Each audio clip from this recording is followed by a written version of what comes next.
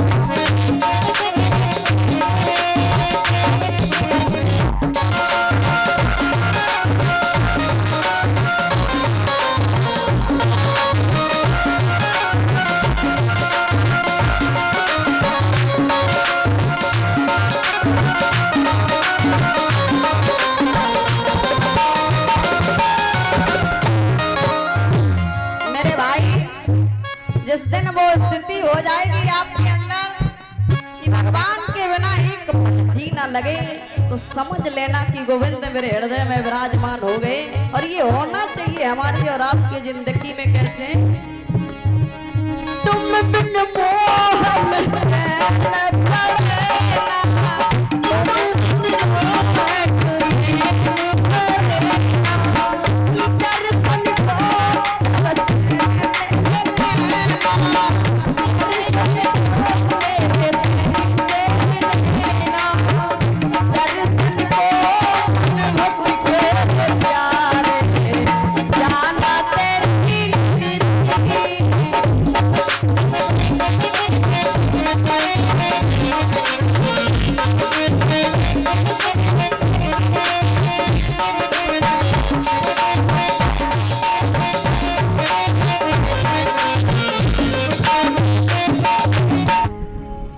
भक्ति और ज्ञान वैराग्य की कथा श्रवण कर रहे थे।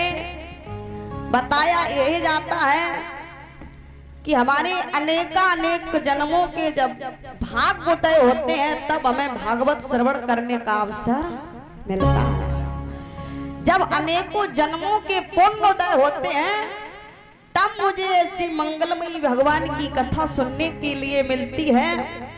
चितजल पावक गगन समीरा और 5 तत्व मिल बना शरीरा। ये शरीर अधम है, ये शरीर नाशवान है और इस शरीर का कब क्या हो जाए कोई पता नहीं है। एक भक्त कहता था भगवान, आज वो इतने उच्च कोटि के महात्मा बने, उन महात्मा जी, उन सज्जन का नाम पड़ गया था क्या कि अजगर करे न चाकरी और पंछी करे न काम, और दास मलूका कह गए सबके दाता राम। उन्हीं का नाम आगे चल करके दास मलूक दास जी पड़ा। बोलिए माँ के बिहारी लाल की, बोलिए सच्चे दरबार की। मेरे भाई भगवान कहते हैं कि एक बार तू मेरा बन करके तो देख। लोग कहते हैं कि भागवत में हम क्यों सुनने जाऊं, भागवत हम कथा कीर्तन क्यों करवाऊं, भगवान खाने को नहीं दे जाते। मैं उन भाइयों से एक बात जरूर पूछना चाहूंगी, ये बताइए जब माँ के गर्भ में थे तब किसने खिलाया था? जब हमारे पैदा हुए तो दांत नहीं थे, फिर मुझे भोजन की व्यवस्था किसने की थी? और जब भगवान ने दांत दिए तब भोजन की व्यवस्था की। ये लोग क्यों भूल जाते हैं कि भगवान ने जो दिया है वो दुनिया का कोई शख्स नहीं दे सकता है। लोग भगवान के नाम से नफरत कर रहे। लोग कहते हैं कि भैया यहाँ पर तो राई ना लगाओ क्योंकि मुझे ब्लड प्रेशर हाई लो होता है। बताइए भगवान का नाम नहीं आप लोग सुनना चाहते हो? जिन्होंने ये सुंदर सा शरीर, मनुष्य का शरीर मुझे इतना अच्छा दिया है, जो कान ये तभी पवित्र होंगे जब भगवान का नाम सुनेंगे, ये हाथ तभी पवित्र होंगे जब भगवान के नाम में हम दान करेंगे, गरीबों को दान करेंगे, ये पैर तभी पवित्र होंगे जब भगवान की कथा मंदिर में जाएंगे, तभी हमारे पवित्र होंगे, और हमारी जिह्वा ये तभी पवित्र होगी जब भगवान का नाम लेंगे। राम जी अपने बंदों की खुद ब खुद करते हैं निगरानी, नया बिस्तर, नया दाना, नया मज्जा, नया पानी। सीता राम जी जब दिल में होते हैं तो मस्ती सिर पे चढ़ती है, किसी की नाव पानी में यहाँ रेती मचलती है, किसी की नाव पानी में यहाँ रेती मचलती है। मेरे भाई भगवान की मर्जी के बिना पत्ता तक नहीं हिल सकता है। हमारी और आपकी औकात क्या है कुछ करवा लें? जो कुछ हो रहा है वो सब भगवान की कृपा से हो रहा है। और मैं विशेष बात बताना चाहूंगी कि भगवान का अगर धार्मिक कार्य होता हो, सत्संग होता हो, कथा भागवत होती हो, तो तुम्हें अगर श्रद्धा देने की नहीं है तो मत दीजिए, कोई जबरदस्ती नहीं, लेकिन उसमें जहर भी मत बोलिए। भगवान कहते हैं कि जो मुझको गालियां देगा हम बर्दाश्त कर लेंगे, लेकिन मेरे भक्तों को जो देगा उसको हम बर्दाश्त नहीं कर पाएंगे। और हम ये कहते हैं कि ऐसी बाणी बोलिए जो मन का आपा खोए, और औरन को शीतल करे और आपो शीतल होए। कभी भी धार्मिक कार्यों में, कभी भी सत्संग आदि धार्मिक स्थलों में अगर मंदिर बनता हो, अगर गरीबों की मदद की जाती हो, अगर गरीब बिटिया का विवाह होता हो, अगर हो सके तो आप उसकी मदद करिए। ये दौलत आनी जानी है, किसी के पास सदा नहीं रहती है। बताया तो यह जाता है कि जो भी मनुष्य धार्मिक कार्यों में दान नहीं करता, बताया जाता कि 1 लाख रुपए की अगर इनकम है 1 साल की, 1 लाख रुपए, तो 13% दान करना चाहिए।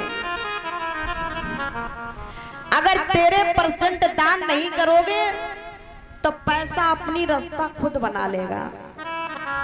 या तो शरीर में ऐसी बीमारी हो जाएगी जो तुम्हारा वो निकल जाएगा, या फिर लड़ाई झगड़े हो जाएंगे तो निकल जाएगा, और या फिर केस मुकदमे हो जाएंगे। पैसा मतलब वो निकलना है। बताया गया कि श्रीमद् भागवत महापुराण की ये पावन चर्चा लोक कल्याणकारी, ये लोक भी पवित्र करती है, इस लोक में रह रहे, और ये परलोक को भी पवित्र करती है। जो इसको सुनता है और अपने जीवन में धारण करता है उसका कल्याण होता है। ये नंगला बांस और चिकटा की ये धरती भगवान की मंगलमयी कथा इस धरती को पवित्र बना रही है। बताया जाता कि ब्रह्मा जी के मानस पुत्र थे 4, जिनका नाम था सनक, सनंदन, सनातन और सनत कुमार। ये चारों बद्रीनाथ आश्रम में सत्संग कर रहे थे। ब्रह्मा जी के 4 पुत्र बताए जाते हैं। ये चारों बद्रीनाथ आश्रम में सत्संग कर रहे थे। ये पूर्वजों की भी पूर्वज थे। बड़े ध्यान से सुनेंगे। एक बार ब्रह्मा जी गुजर रहे थे, दोनों हाथ जोड़ लिए। दोनों हाथ जोड़कर कहा, पिताजी मुझे एक वरदान दीजिए। ब्रह्मा जी ने कहा कि मांग लो, क्या चाहिए। इन चारों पुत्रों ने कहा कि मेरी अवस्था केवल 5 वर्ष की ही बनी रहे। अब बताइए कि इन्होंने 5 वर्ष की अवस्था क्यों मांगी। 5 वर्ष के बच्चे को सही और गलत का अंदाजा पता नहीं होता। 5 वर्ष के बच्चे की भावना जो होती है वो निर्मल होती है, जिससे कि 5 वर्ष के बच्चे पर माया का कोई भी प्रलोभन नहीं डाल सकता है। मेरे भाई, इन्होंने इसलिए वरदान मांगा था कि जिससे मेरी भक्ति में कोई बाधा ना पड़े, क्योंकि 5 वर्ष के बच्चे को अपने और पराये का कोई ज्ञान नहीं होता है, जिससे इनका भजन सतत चलता रहे। आज वरदान ले लिया, उसी समय उसी क्षण देखा कि सामने से नारद जी अपनी बीड़ा को लिए हैं, लेकिन बीड़ा बंद है, कंठ अवरुद्ध है, चेहरा उदास है। महात्माओं ने पूछ दिया, सनकादिक जो ऋषि बैठे थे उन्होंने पूछ दिया, हे नारद जी आपका ये मुखमंडल उदास क्यों, आपकी ये बीड़ा बंद क्यों, जो 24 घंटे नारायण नारायण नारायण करती रहती है, आपका ये मुखमंडल उदास क्यों। नारद जी ने कहा, एक दिन भगवान के सामने बैकुंठ में बैठे हुए थे, तो मेरी वहां पर इच्छा हुई कि पृथ्वी पर घूमने के लिए जाऊं। हरी इच्छा के अनुसार मैं पृथ्वी पर बैकुंठ धाम से आकर के घूमने गए, भ्रमण किया, मेरा मन वहां पर उदास हो गया। सनकादिक ऋषियों ने पूछा कि तुमने ऐसा क्या देख लिया जिससे तुम्हारा मन उदास हो गया।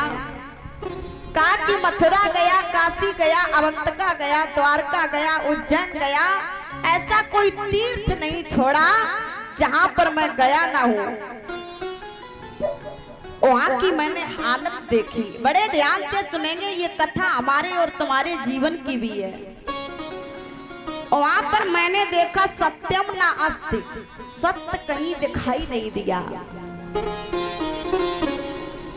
अब बताइए कि यहाँ पर सत्य कहीं दिखाई पड़ता, लोग कहते कुछ और करते कुछ है। मैंने वो सुना था कि वो जानवर बोलते हैं गिरगिट।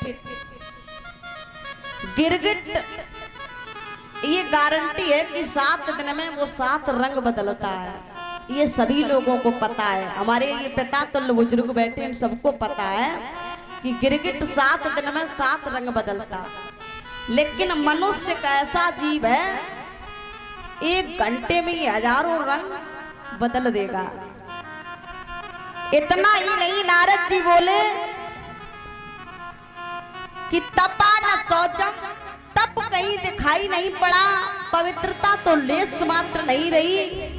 आजकल अपने आंखों से देखते हैं, अगर पवित्रता की बात की जाए कि लोग लघु शंका करके आएंगे तो हाथ तो धोना बहुत दूर की बात, मतलब वो हाथ धोना पसंद ही नहीं करते। और बताया तो ये जाता है कि अगर लैट्रिन तक गए हो, दीर्घ शंका करने के लिए अगर गए हो तो नाक के कपड़े पहनना चाहिए, छूना भी नहीं बताया गया। इतना ही नहीं कहा गया कि जैसा खाओगे अन्न वैसा बनेगा मन, और जैसा पियोगे पानी वैसी बनेगी वाणी, और जैसा देखोगे चित्र वैसा बनेगा चरित्र। और नारद जी बोले दया न दानम, दया लेस मात्र दिखाई नहीं पड़ती, और दान की तो बात छोड़ो। अगर किसी से कह दो कि कथा भागवत हो रही, अगर 10 रुपए चढ़ा दो तो दम सी निकलती है। और अगर शरीर में ऐसी बीमारी हो जाए जो डॉक्टर कहेगा भैया 1 लाख रुपए पहले जमा करिए, उसके बाद में पेशेंट को हाथ लगाएंगे। चाहे घर बेचना हो, खेती बेचनी हो, लेकिन वहां पर जरूर देंगे। अब भगवान के नाम पर कोई देना पसंद ही नहीं करता है। हम ये कहते हैं कि जितना दान करोगे उतना बढ़ेगा। जैसे दान करना एक बहते हुए पानी के समान है। बहते हुए पानी के समान, पानी अगर चलता जाएगा तो उसमें गंदगी पैदा नहीं होगी। अगर पानी बहते हुए पानी में बांध लगा दिया जाए तो पानी पीछे वापस लौटेगा और उसमें काई जम जाएगी। मेरे कहने का मतलब, पैसा अगर हो तो दान करने में सकुचाइए नहीं। कभी भी तुलसी के पीने से, पक्षी के पीने से समुद्र का पानी घटता नहीं है। अरे क्या लेकर के आए थे, क्या लेकर के जाओगे? खाली हाथ आए थे, खाली हाथ चले जाओगे, सब यहीं पर पड़ा रह जाएगा। आप बैंकों में जमा कर रहे हो, ये लड़का बहू मर जाने के बाद 2 मिनट में ये पैसा खर्च कर देंगे। तो इसीलिए तो कहते हैं लोग धन को संचय तो करें लेकिन सही से करें। करोड़ों की दौलत कमा कमा के इस दुनिया में लगा दी, लेकिन ये दुनिया वाले फिर भी अपने नहीं हुए। जब तक हाथ सलामत है तो दान करिए, जिब्या सलामत है भगवान का नाम लीजिए। जब भगवान शरीर से सामर्थ्य नहीं रहेगी तो फिर कैसे भगवान का भजन कर पाओगे? और बताया कि उदरम भरणो जीवा, जीव केवल अपना पेट भरने में लगा है। हित से कमाए, अनहित से कमाए, दूसरे का बुरा करके, लेकिन पेट भर रहा है। और हम कहते हैं कि सिर्फ जीने के लिए खाया जाए, लेकिन लोग खाने के लिए जिंदा रहते हैं। और नारद जी बोले इतना होता तब भी नहीं। पृथ्वी लोक पर जीव साधु संत पाखंडी बहुत हो गए। पाखंडी कैसे?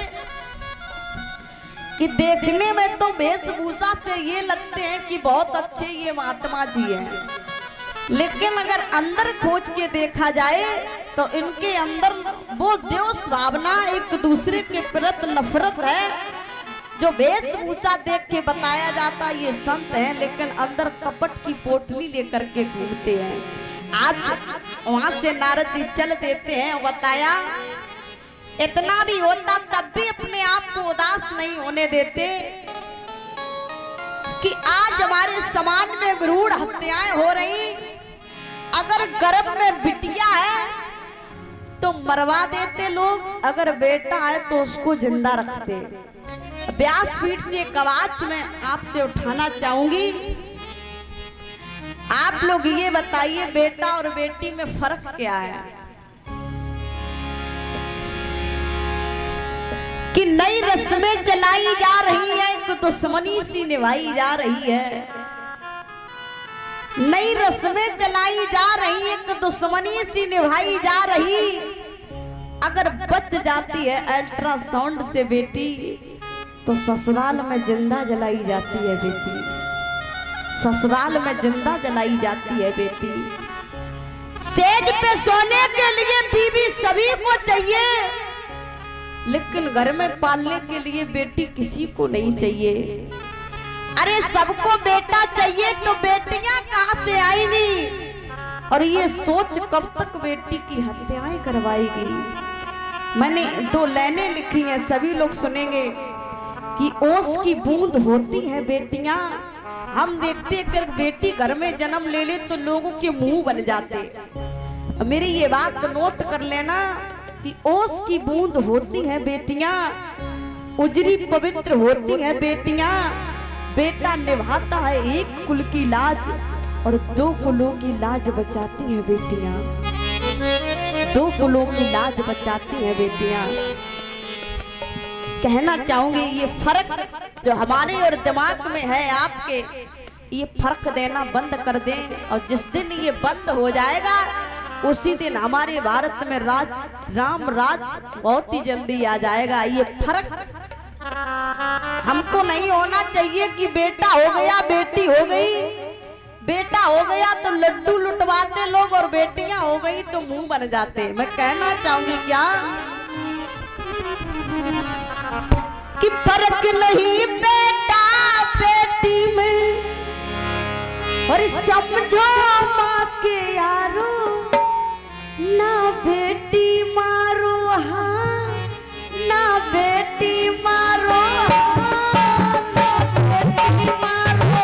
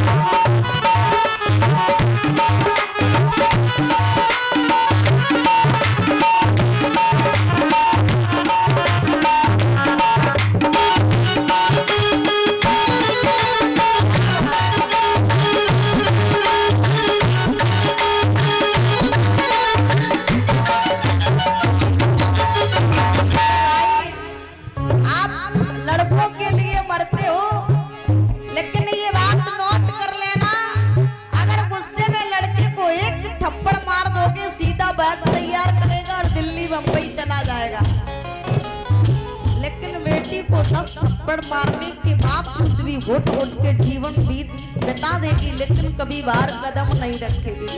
कहना चाहिए क्या, धन दौलत बेटे बाटे और सुख दुख बेटी बाटे, सुख दुख बेटी बाटे।